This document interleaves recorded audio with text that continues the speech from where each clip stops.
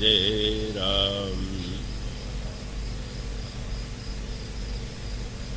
श्री राम जय जय राम।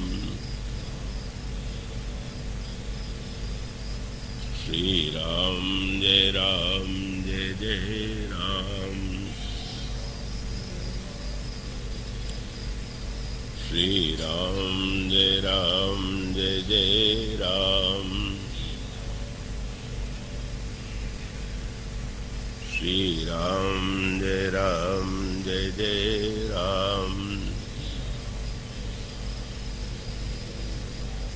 बोलिए सियावर रामचंद्र महाराज की जय। ओम मंगलमूर्तये नमः। गणाधिपतये नमः। वर्णानावर्तसंघानां रसानां छन्दसामपि मंगलानां च कर्तारो वन्दे वाणी विनायकौ। शान्तं शाश्वतमप्रमेयमनघं निर्वाणशान्तिप्रदं ब्रह्माशं फणीन्द्रसेव्यमनिशं वेदान्तवेद्यं विभुं रामक्षं जगदीश्वरं सुरगुरुं मायामनुष्यं हरिं वन्देऽहं करुणाकरं रघुवरं भूपालचूडामणिं रक्ताम्भोजदलाविरामनयनं पीताम्बरालङ्कृतं श्यामङ्गं द्विभुजं प्रसन्नवदनं श्रीसीतया शोभितं कारुण्यामृतसागरं प्रियगणैर्भ्रात्रादिभिर्भावितं वन्दे विष्णुशिवादिसेव्यमनिशं भक्तेष्टसिद्धिप्रदं कौशलेन्द्रपदकुञ्जमञ्जुलौ कोमलावजमहेशवन्दितौ जानकीकरसरोजलालितौ चिन्तकस्य मनोभृङ्गसंज्ञिनौ वन्दे विदेहतनया पदपुण्डरीकं ऐशोरसौरभ समाहृतयोगिचित्तं हन्तुं त्रितापमनिशं मणिहंससेव्यं सन्मानशालि परिपीतपरागपुञ्जम् अतुलितबलधाम हेमशैलावदेहं धनुजवनकृशानुं ज्ञानिनामग्रगण्यं सकलगुणनिधानं वानराणामधीशं रघुपतिप्रियभक्तं वातजातं नमामि। यत्र यत्र रघुनाथकीर्तनं तत्र तत्र कृतमस्तकाञ्जलिं बाष्पवारि परिपूर्णलोचनं मारुतिं नमत राक्षसान्तकं। गरुडमहाज्ञानी गुणराशि हरिसेवकयति निकटनिवासी। कुन्देन्दुधरगौरसुन्दरं मुम्बिकापदिमभीष्टसिद्धिदं कारुणिककलकञ्जलोचनं नौमि शङ्करमनङ्गमोचनं।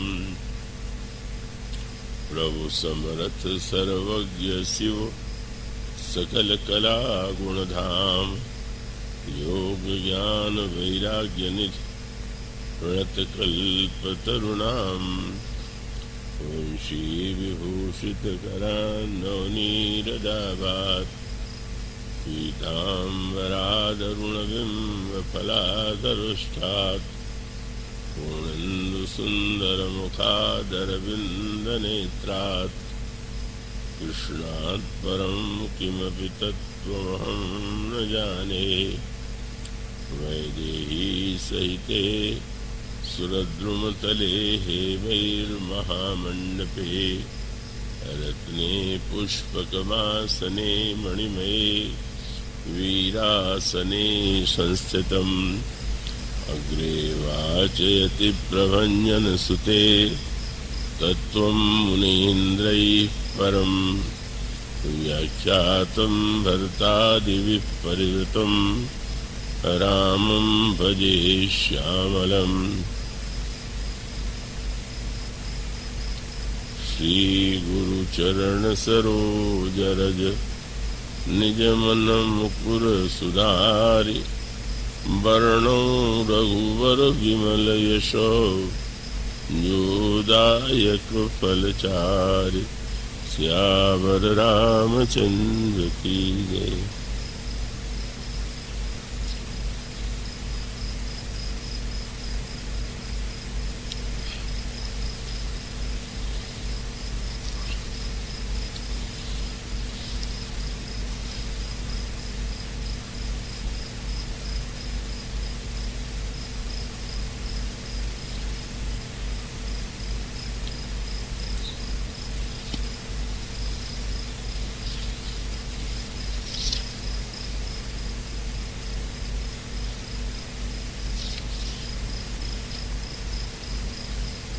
राज बैठे त्रैलोका हर्षित भये गए सब शोका। बैरन कर काहू सन कोई राम प्रताप विषमता खोई। वर्णाश्रम निज निज धर्म निरत वेद पथ लोग चलहि सदा पामहि सुखहि नहीं भय शोक न रोग। दैहिक दैविक भौतिक तापा राम राज नहीं काहू ही व्यापा।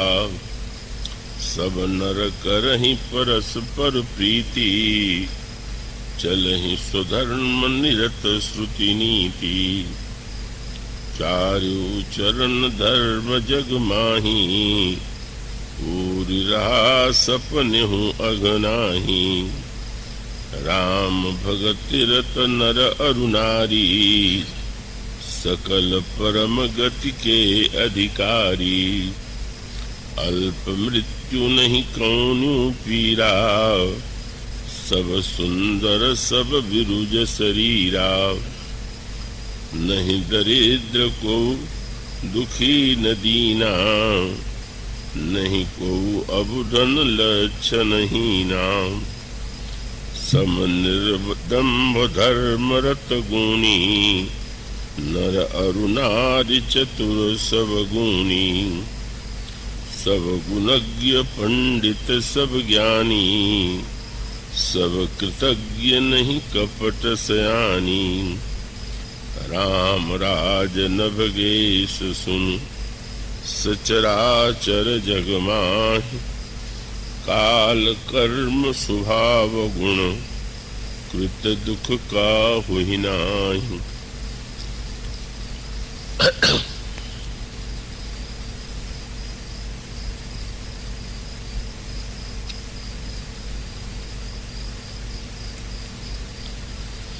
प्रभु श्री रामभद्र की महती अनुकंपा से पुनः इस वर्ष यह अवसर मिला है जब छतरपुर की प्रबुद्ध श्रद्धालु धर्मपरायण जनता के समक्ष प्रभु के मंगलमय चरित्र की उनके गुणों की उनके आदर्शों की कुछ चर्चा की जा सके। श्रीनिवास जी ने बड़े स्नेह और भाव भरे शब्दों में जो कुछ कहा है वो उनकी सद्भावना और प्रीति का ही परिचायक है। इस परिवार से श्री नारायण भैया, जय भैया, व्याग जी, शिव जी और अशोक जी और उस समस्त परिवार से मेरा बड़ा पुरातन संबंध रहा है। इनकी माता श्री उस समय से मुझे देखती जानती रही हैं जब मेरी बहुत छोटी सी अवस्था थी। तो एक पारिवारिक संबंध के साथ साथ इन लोगों की जो निरंतर बढ़ती रहने वाली श्रद्धा और प्रीति की भावना है, वो मुझे बार बार यहाँ आने के लिए प्रेरित करती है। मुझे कोई कष्ट का तो प्रश्न ही नहीं है। अत्यधिक ध्यान रखते हैं हमारे श्रीजय भैया और सभी अन्य सदस्य। तो वो तो एक प्रेम का एक नाता तो है ही, पर मैं स्वीकार करता हूँ कि यहाँ के श्रोताओं का और उनकी जो सुनने की सजगता है, एकाग्रता है, मुझे बड़ा प्रभावित करती है। और ये आवश्यक नहीं है कि बड़े नगर में बड़े उच्च कोटि के श्रोता मिलते हों और उसकी तुलना में यहाँ के श्रोता न्यून हों। बल्कि पिछले वर्ष के प्रवचन का जब प्रकाशन हुआ तो कई लोग बड़े आश्चर्यचकित थे कि छतरपुर में इतनी उच्च कोटि की कथा कैसे हुई, क्या विशेषता है। तो मैंने यही कहा कि नगर कितना बड़ा है और कितने अधिक बड़ी संख्या में लोग आते हैं, मूल्य इसका ही नहीं है। सुनने वाला कितना प्रबुद्ध है, कितना श्रद्धालु है, उसका और भी अधिक महत्व है। तो इस 14वें वर्ष में मुझसे आग्रह किया गया कि राम राज्य के प्रसंग पर मैं कुछ कहूं, और इस संबंध में यह स्मरण दिलाना भी मैं आपको चाहूंगा कि गोस्वामी जी तुलसीदास जी महाराज के पंचशती का वर्ष 1554 में गोस्वामी जी का जन्म हुआ और इस तरह से विक्रमी संवत के अनुकूल यह 500 वर्ष पूरे होने जा रहे हैं, चल रहा है वो काल। तो गोस्वामी जी रामराज्य पंचशती और सबके द्वारा जो एक त्रिवेणी संगम शाला बना है, उसे दृष्टिगत रख करके कुछ बातें आपके सामने कही जाएंगी। मुझे विश्वास है कि आप अपनी एकाग्रता और तन्मयता से उसका आनंद ले सकेंगे। गोस्वामी जी की पंचशती और उसके संदर्भ से जुड़ करके जो आयोजन हो रहे हैं देश के विविध भागों में, कभी कभी यह सोच करके बड़ा विचित्र सा प्रतीत होता है कि जिस महापुरुष को, जिसकी कृति को हम आज इतना सम्मान दे रहे हैं, उसके जन्म की स्थिति तो इससे सर्वथा भिन्न थी।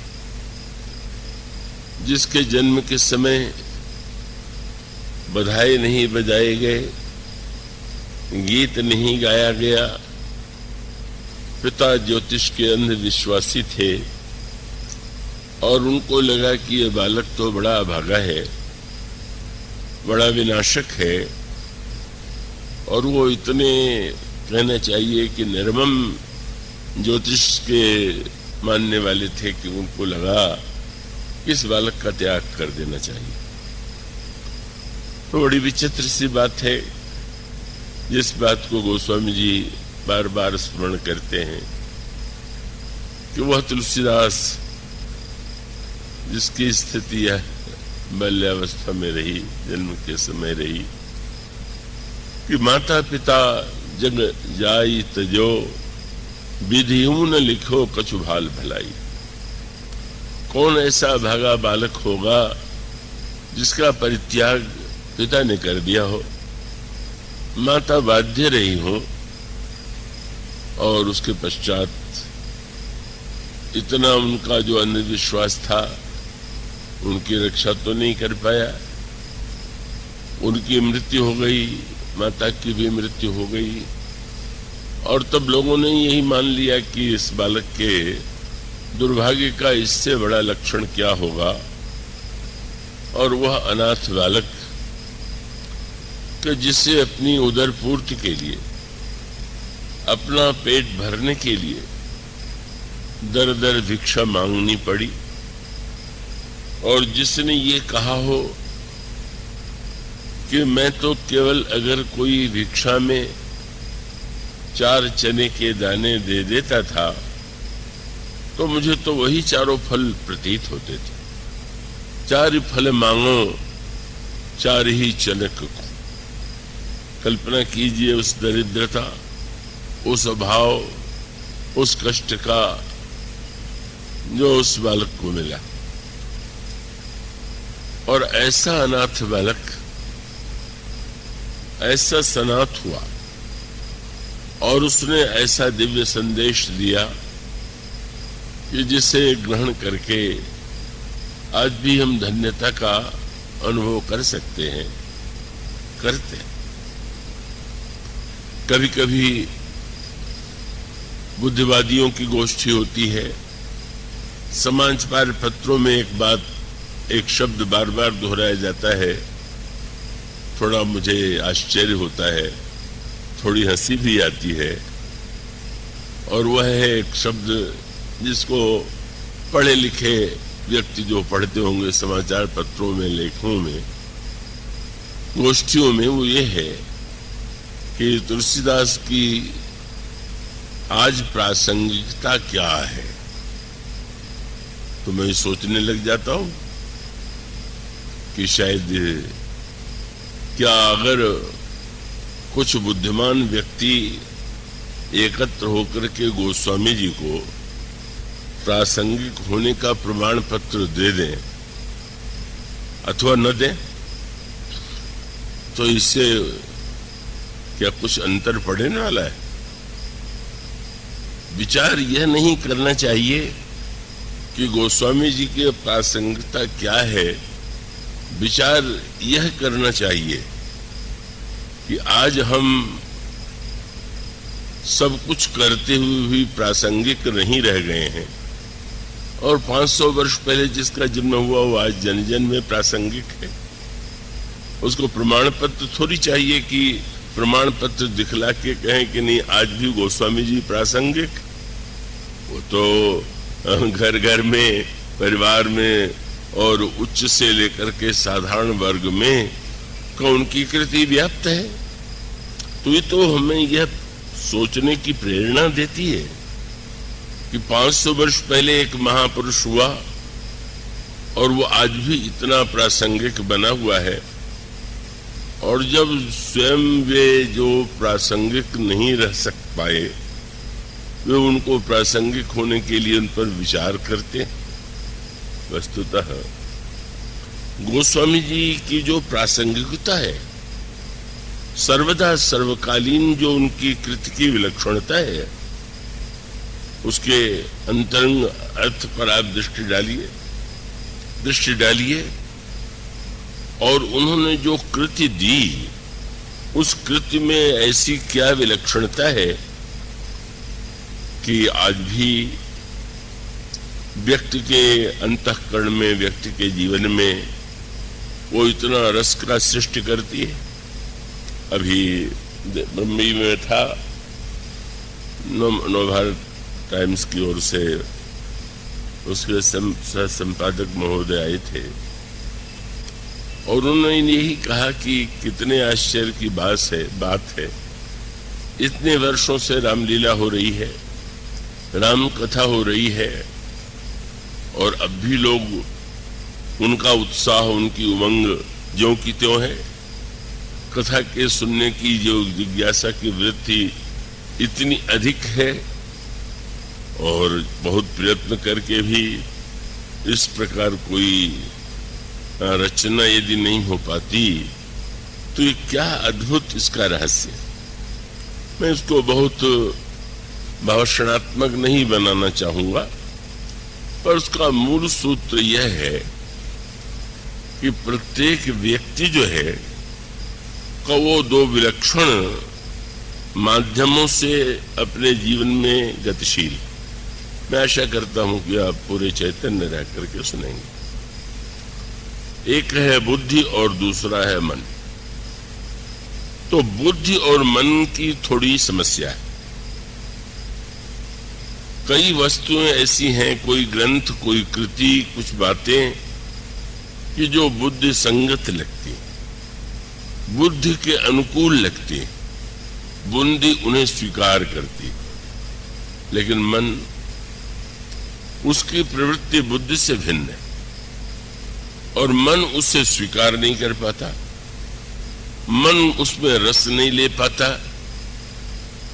और यदि मन रस नहीं ले पाता तो उसका एक मूल सूत्र यह है कि बुद्धि की प्रवृत्ति तत्वात्मक और मन की प्रवृत्ति रसात्मक। बुद्धि जो है वो तत्व का सत्य, सार्वकालिक सत्य, उस सत्य के लिए व्यग्र है, और व्यक्ति का मन जो है उसे रस की इच्छा है, रस की आकांक्षा है। तो स्वाभाविक है कि मन के रस के लिए उसे अच्छी बुरी हर प्रकार की वस्तु अपनी ओर आकृष्ट कर लेती है। उसका मनोरंजन हर वस्तु से हो जाता है। तो एक और बुद्धि संगत बात जो है उसे मन नहीं स्वीकार कर पाता और मन की रसात्मक प्रवृत्ति का बुद्धि के द्वारा समर्थन नहीं हो पाता। गोस्वामी जी की सबसे बड़ी सफलता यह है कि उन्होंने उस रहस्य को जान लिया कि जब उन्होंने कहा कि वस्तुतः क्या बुद्धि और मन परस्पर विरोधी हैं क्या रस की प्रवृत्ति बुद्धिमान व्यक्ति में नहीं होती है क्या बुद्धिमान व्यक्ति का अर्थ है कि उसको स्वादिष्ट भोजन में रस नहीं आता? क्या वो अनेक ऐसी वस्तुओं में आनंद नहीं लेता है जो साधारण व्यक्ति को भी उसमें आनंद की अनुभूति होती? और इसका अर्थ है कि बुद्धि और मन दोनों को समान रूप से यदि हम तृप्त कर सकते हैं तो स्वाभाविक रूप से वह जो कृति होगी वह लोक मंगल के लिए दोनों ही वर्गों के लिए समान रूप से प्रिय होगी। और इसीलिए गोस्वामी जी ने राम कथा के प्रारंभ में उनसे पूछा गया कि जो आप लिख रहे हैं वो विद्वानों के लिए है कि साधारण जनता के लिए है? तो आपने तुरंत जो वाक्य कहा वही वो अनोखा सूत्र है, और जो कृतिकार उस सूत्र को समझ लेता है उसकी कृति जो है बुद्धि और मन को समान रूप से आकृष्ट करती है। और उनका वाक्य क्या है? बोले बुध विश्राम सकल जन रंजनी राम कथा कलि करुष विभंजनी। यह राम कथा विद्वानों को विश्राम देने वाली। बहुत बड़ा विलक्षण वाक्य कहा उन्होंने। विश्राम देने का अर्थ क्या हुआ कि बुद्धिमान व्यक्ति थकता भी तो बहुत है, स्वाभाविक है, बहुत अध्ययन करता है, बहुत तर्क करता है, बहुत तरह से सोचता है। तो जब कोई व्यक्ति परिश्रम करेगा तो थकान आएगी।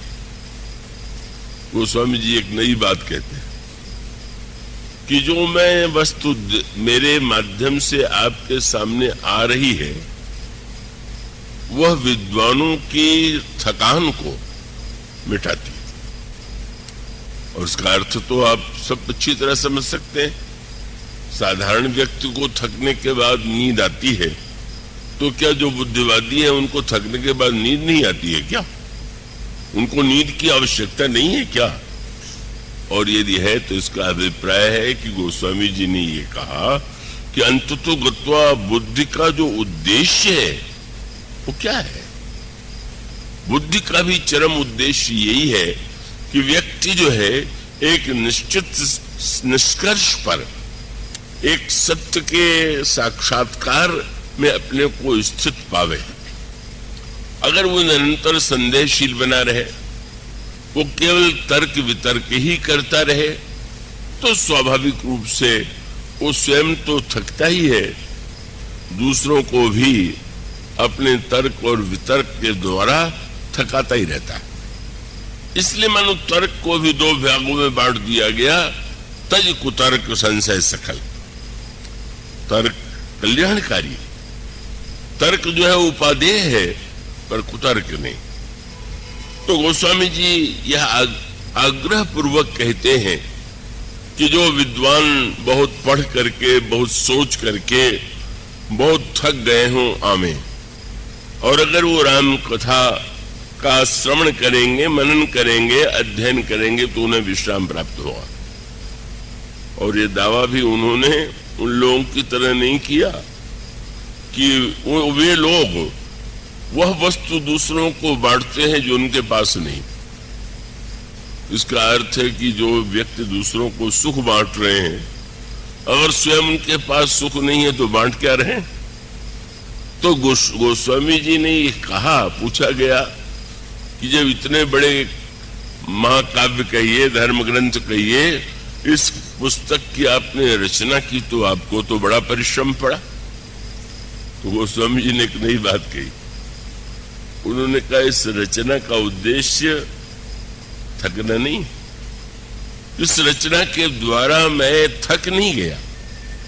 अपितु उत्तरकांड में एक नई बात कहते हैं, और वो यही है, वो आप पंक्ति पावेंगे कि जब कहते हैं कि जाकी कृपा लवलेसते मति मंद तुलसीदासहु पायो परम विश्राम राम समान प्रभु नहीं कहूं।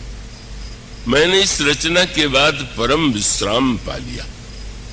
और यह सूत्र मानो वे देना चाहते हैं कि अगर आप थके हुए को केवल और थकाते हैं, उसके संशय को आप और उत्तेजित करते हैं, उत्प्रेरित करते हैं, तो आपका संशय जो है आपके लिए नहीं, वो दूसरों के लिए भी घातक होगा।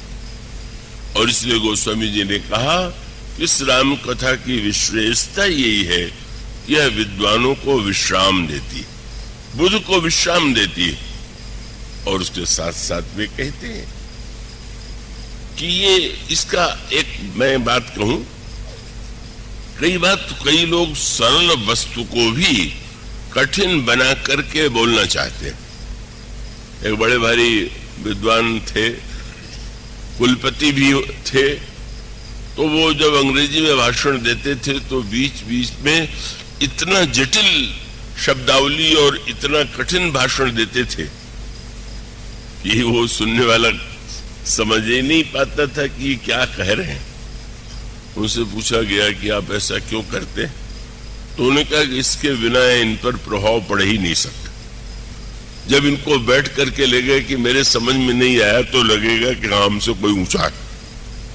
तो अब जब दूसरे व्यक्ति को के द्वारा अपनी बुद्धिमत्ता मनवाने के लिए आवश्यक हो कि हम सरल को जटिल बना दें, तो स्वाभाविक है कि हम अपना आनंद स्वयं लेते रहें, हम अपने बुद्धिवादिता की, अपनी तर्क संगीता को महत्व देते रहें। लेकिन वस्तुतः का सत्य तो यही है कि आप, गोस्वामी जी ने बड़ा विचित्र सूत्र है, क्योंकि अनेक प्रसंग ऐसे होते हैं जो सचमुच बड़े जटिल होते हैं। अब दर्शन शास्त्र का जो निरूपण होगा, शिष्ट तत्व का जो निरूपण होगा, वो तो जटिल होगा ही। लेकिन बताने वाले का उद्देश्य यह होना चाहिए कि वो जटिल को जितना सरल से सरल बना सके उतना वो उसको कहे। इसलिए उन्होंने कविता की परिभाषा में जो वाक्य लिखा, आप में से जिन्होंने पढ़ा होगा वो देखेंगे, वाक्य कहते हैं गोस्वामी जी का ग्रंथ जटिल से जटिल है, कठिन से कठिन है। और जब वे कविता की परिभाषा करते हैं तो कहते हैं सरल कवित कीरति विमल सुई आदरहि सुजान, सहज बैर विसराई रिपु, जो सुनि करई बखान। का सरल कविता और कीर्ति दोनों की विशेषता यह है कि साधारण से साधारण व्यक्ति को उसका लाभ मिले। किसी की तिजोरी में बहुत धन पड़ा हुआ है और समाचार पत्रों में पढ़े कि इनके पास तो इतना धन है, तो क्या उस धन के द्वारा कोई दूसरों को लाभ मिल रहा है क्या? और किसी की कीर्ति अगर उसको दूसरों से बिल्कुल अलग बना दे, वो स्वामी जी कहते हैं कि नहीं नहीं, कविता सरल होनी चाहिए। वो स्वामी जी की कविता यूं कह सकते हैं कि बड़ी जटिल भी है, पर उनका तात्पर्य यह है कि हमारा उद्देश्य उसको सरल बनाना है, उसको कठिन बनाना नहीं। मैं एक वैज्ञानिक का संस्मरण पढ़ रहा था,